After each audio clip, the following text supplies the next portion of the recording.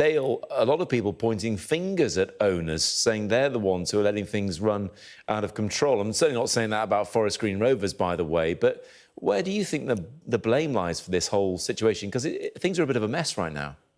Yeah, things are a bit of a mess. I think you're right. I think there are inconsistencies in the management of the leagues. We've got the EFL, we've got the FA, and we've got the Premier League, three different bodies, with an approach, different approaches actually, quite often to football in our country. The sharing of TV revenue from the Premier League isn't being done properly or fairly. I think we have other problems like parachute payments from the Premier League to the Championship, which creates a big distortion for clubs in the Championship trying to get to the Premier League. So there's all kinds of problems which the regulator can look at.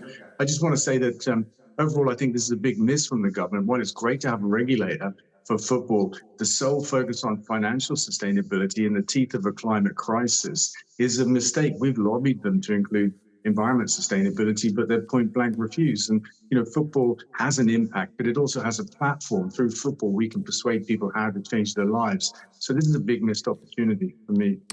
The risk is things like that could be an expensive opportunity, right, for clubs. I know it's something that Forest Green Rovers is heavily invested in, and you've supported them in doing that. But when clubs are struggling financially, to have that extra expenditure on being environmentally sustainable could put some of them out of business, couldn't it? No, I think that's to misunderstand the nature of the cost involved in some really basic things that aren't in the rules at the moment, and also to overlook that when you have a set of rules that apply to everybody, it's a level playing field. And so, if money did have to come from the playing budget for the environment budget, that would apply to everybody. So nobody would go bust on this. But the things we've done at Forest Green really don't cost any money, and the things that could be included in the regulations here, they're the same. They don't cost money. Everybody can do it, and especially at the Premier League level, where they have so much money in the first place. I think it's harder, arguably, down through the pyramid. I just want to say we're not at the opposite ends of the league here, the Premier League and League Two. You've got to remember there are a lot of leagues below us in the national football pyramid. Yeah, Dale, there are 92 professional clubs in the situation. You're right that below that there are clubs that want to get in there. We've obviously seen that with Wrexham quite famously recently. Have we just got too many professional football clubs in this country? Because it's certainly not the same in those other big footballing nations like Spain and Italy. It's an interesting point. I think arguably we have too many foreign players at the top level of our game, and it doesn't give the opportunities for English players to hone their craft, develop their skills, and then make the England team itself more competitive on the world stage. If you look at it in other countries, they do it differently, and they have better outcomes in international football. Yeah, but what we do have in the Premier League is arguably the preeminent football league in the world, one of England's great cultural exports. Isn't there a risk, Dale, and I'll ask you this, Stephen, as well in a second, isn't there a risk that this over-regulation could kill the goose that lays the golden egg, which is the Premier League? I think, in theory, you're right. But actually, right now, we have no regulation.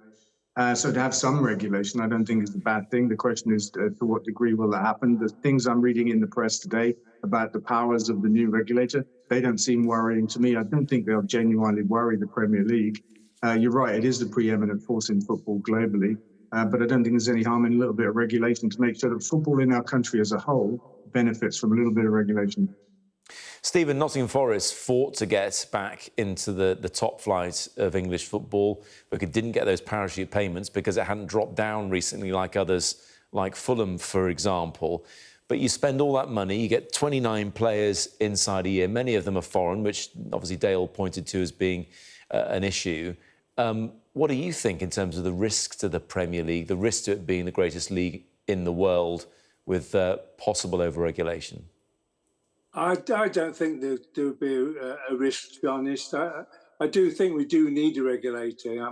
We spent so many years out of the Premier League, so and we could quite easily go back again this season or in the future. So I don't fear a regulator, to be honest. I think there's a bit of a cartel at the top of the Premier League who want to dominate things for their own vesture. And so I'm not fearful of a regulator. I think it's got to be a good thing for everybody, to be honest. depends on his terms of what he's got to work under. When the final details come, it's all a bit speculative at the moment. So until we know what the final details are, it's hard to judge. But in general, I think I'm in favour of it. You alluded to, well, you used the word cartel. I think we're going to call them the big six, the big club. They could just pick up their ball and go and play elsewhere, couldn't they? The European Super League is still there in the background. Isn't that a risk, Stephen? It is a risk, and if they want to do that, it's really up to them. I can't see having a big loss, though, wouldn't it? It'd be a huge. I mean, Forest not playing at Old Trafford or Anfield, it'd be a huge loss. It would be a loss, but the Premier League will be more of an even league, to be honest. But I mean, I do want the clubs to stay. Don't get me wrong, but if they decide to go their own way, that they want to play Barcelona or Ajax every other week, that's up to them. But I'd sooner the Premier League stay together, and I don't think having a regulator is going to affect it, to be honest. OK, look, to finish off, you're both the regulator. One thing that you would do to make football better, Stephen, you first. I think it's down to the finances, to be honest. They need to sort the finances out and get better owners in situations. So it's really down to the finances. You can start with that and work sideways, to be honest. Dale, he said better owners. If you were a regulator, what would you do? I'd bring in environment regulations for football. I think we have a wonderful platform in football with which we can communicate to our fans and get them to make the kind of lifestyle changes that we need to make to get to net zero. It's a big missed opportunity not to be talking about that through football.